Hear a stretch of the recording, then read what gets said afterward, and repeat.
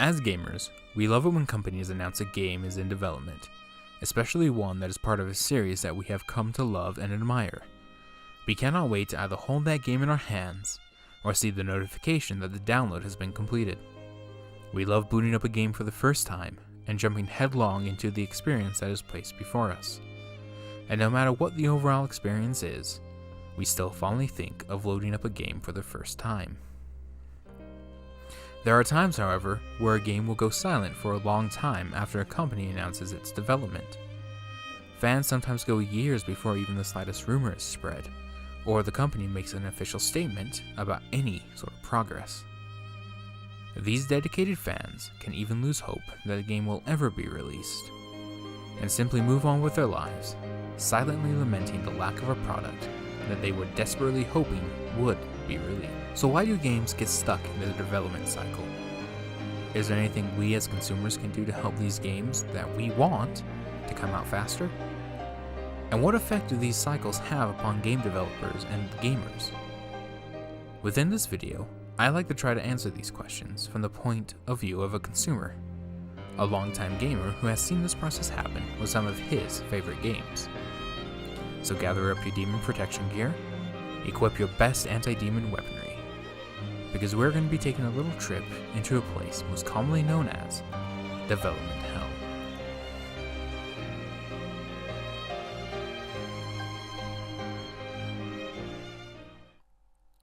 In order to lay down some information, let's start with just what Development Hell is and why it matters. Development Hell is the state wherein an announced creative project becomes stuck at the preparation stage for years.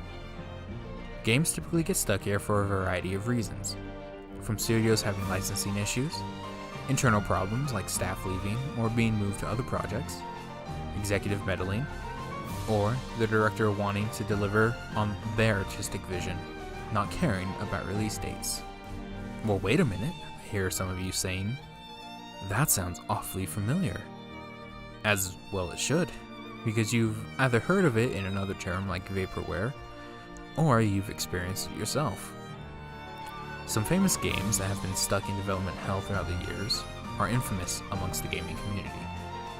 Duke Nukem Forever, Aliens Colonial Marines, Doom 4, LA Noire, Team Fortress 2, and Final Fantasy 15. And this is just a short list. There's still a plethora of games that were stuck or are stuck, languishing in eternal torment as the developers struggle to figure out what to do to get these games released. And in some ways, it becomes almost a self-destructing loop, but I'll talk more about that in a later part. For now, understand that this is a real thing, and it does affect more gamers and game developers than many can probably imagine. But again, I'm jumping ahead of myself. So for now, let's look at an example of development hell by looking at a game that experienced it.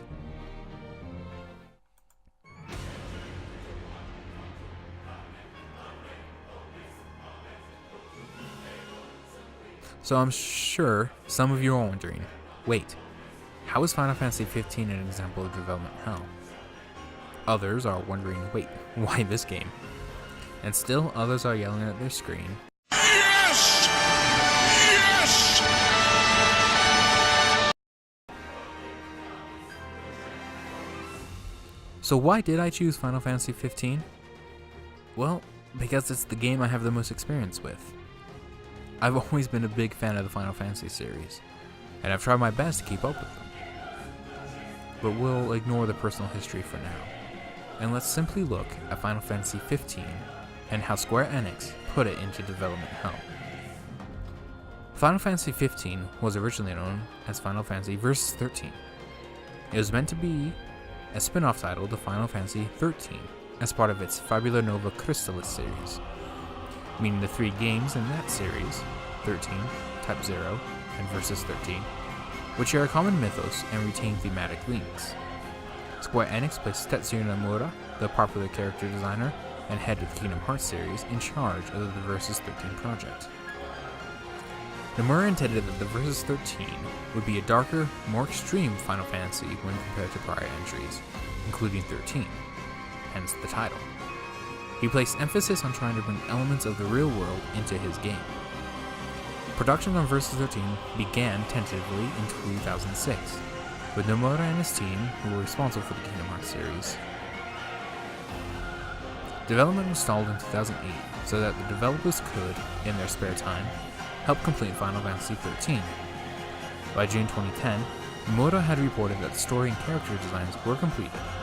However, word came out in June 2011 that the game was still only in the pre-production phase. It wasn't until September that same year when the game went into full development, with its release date being tentatively 2014. It was around this time that Square Enix decided, due to the growing scale of the project, to turn Versus 13 into the next numbered entry of the series. This change was made official in June 2012, and Hajime Tabata was brought on board as its co-director.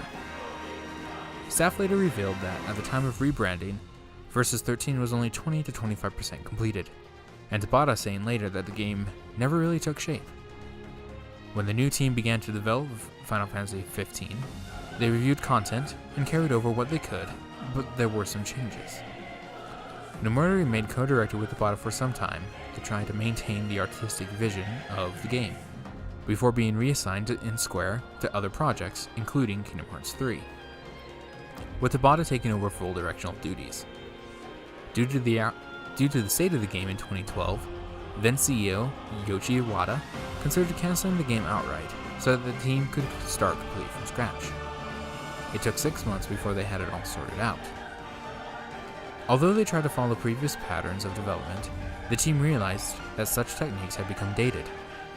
In fact, during later parts of development, Tabata was more concerned with keeping the game on schedule rather than toying with new technology. Its budget was also kept under strict control, despite its year in development. This led Tabata to later state that the developers were playing it by ear throughout the later process. Finally, in 2016, 10 years after its initial announcement as Versus 13, Final Fantasy XV was released. And that's the briefest I could probably ever be about the development. Believe me, the more you look into it, the more interesting it gets. But nonetheless, the game did fine. Final Fantasy XV garnered praise from critics for its characters, gameplay, and visuals, and yet there was something off.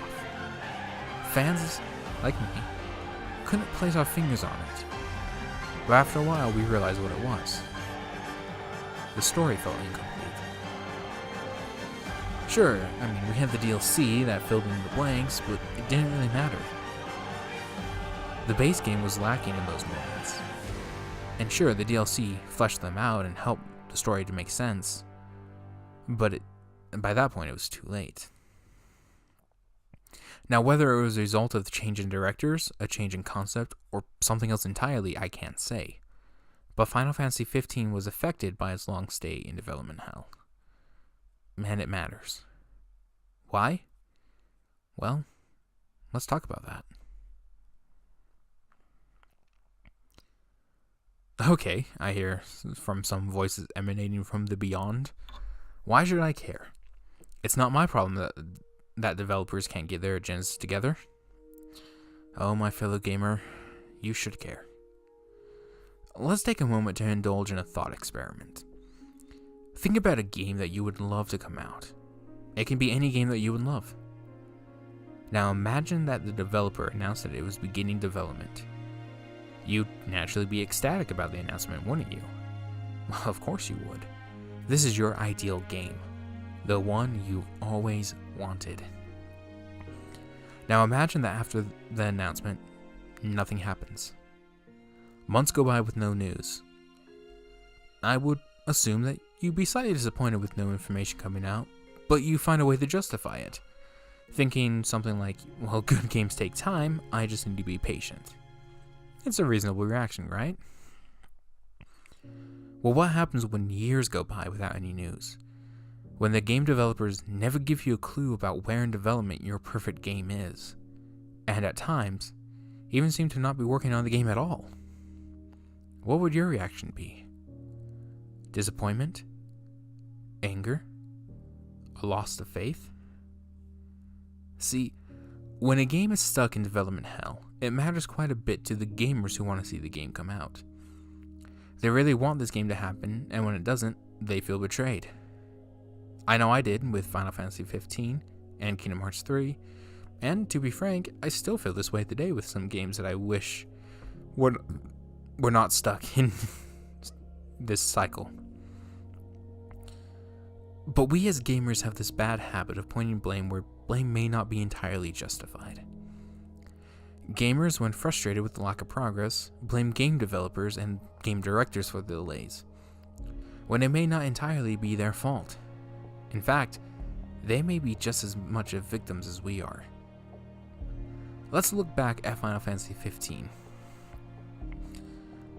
We can come to the conclusion that it was the complication of game releases, director changes, and the change of the series from a spin-off to a main title that led to its 10-year delay. And it was from the changes in its rushed development cycle that many fans didn't particularly enjoy the game. The story is, of course, the most complained aspect I've seen, and it led many fans, longtime Final Fantasy fans, to negatively view this game, with many not even giving it a chance. They decried Square Enix and said they had disappointed the fan base, especially concerning the DLCs. A common complaint I saw was, well, the DLC should have been in the game. And, as you heard earlier, I agree. They should have been. But its overextended stay in the development hell hotel, rates are excessive, led the team to, in my opinion, rush the game out in order to make the deadline. We know from statements the staff made that they were exhausted and fretful about Final Fantasy 15, especially when the changes from Versus 13 to 15 were being made. It took them 6 months to figure out which concepts to keep, which to change, and how to combine the two teams. And it was these changes that were brought up by the higher-ups at Square that led to the problems with Final Fantasy 15. At least, that's how I feel. And it was these changes that led to the longer development time. Now, I know it seems that I've been ranting about Final Fantasy 15 and Square Enix at this point, and I freely admit that, yeah, I probably am. But I feel that this example, the one I'm most acquainted with, exposes just how hurtful this process can be to gamers and developers. At some point, development hell becomes a self-destructing loop.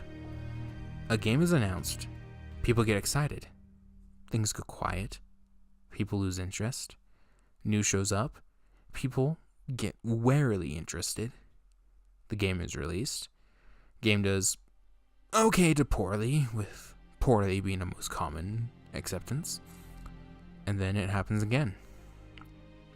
Does this process sound familiar? Well, it should.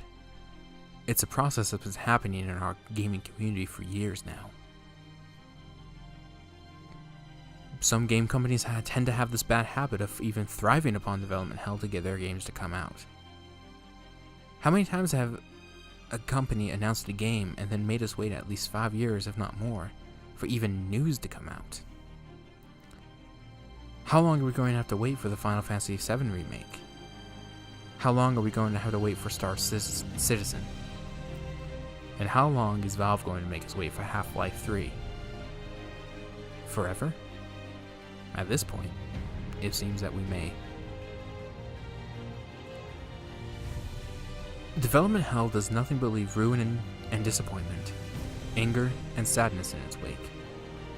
Some games are left to rot, being forgotten about as developers and the companies move on to other projects. Other games are stuck somewhere in pre-production as companies struggle to figure out what to do. And still others languish in the pits of bad reviews and negative opinions. Some rightly so, as fans who grew tired of waiting heap their frustrations upon those same games that only a few years prior they may have loved. Major game companies need to realize that making any gamer anguish for the release of the game does not mean that the gamer is going to jump at the chance to get it, no matter when it comes out. If anything, it only makes us angrier and more upset at them, for it feels like they don't care. Gamers don't care about release time, if we are given consistent updates about how things are progressing. It's a trend that many indie game developers have latched onto, and why I feel they thrive. I've seen many indie game developers continually update their fans on the progress of a game, and how many are still supportive no matter how long it's been since they've been given an official release, or at least a tentative release. If major game developers can get behind this message, maybe we won't have so many problems with these AAA games being viewed in a negative light, because we would not have to wait 10 plus years for them to come out. And we can start now. Don't be afraid to ask for updates on social media. Feel free to hammer the game developers until they answer. Politely, of course. Now, there's always gaming conventions. We all know those are meant to hype up projects, not let us know where they are in development. We as gamers and consumers needed to take the first steps to establish this practice in the big marketplace of big league gaming. And while it will take time, it'll end up being time well spent if we can achieve the changes we desire.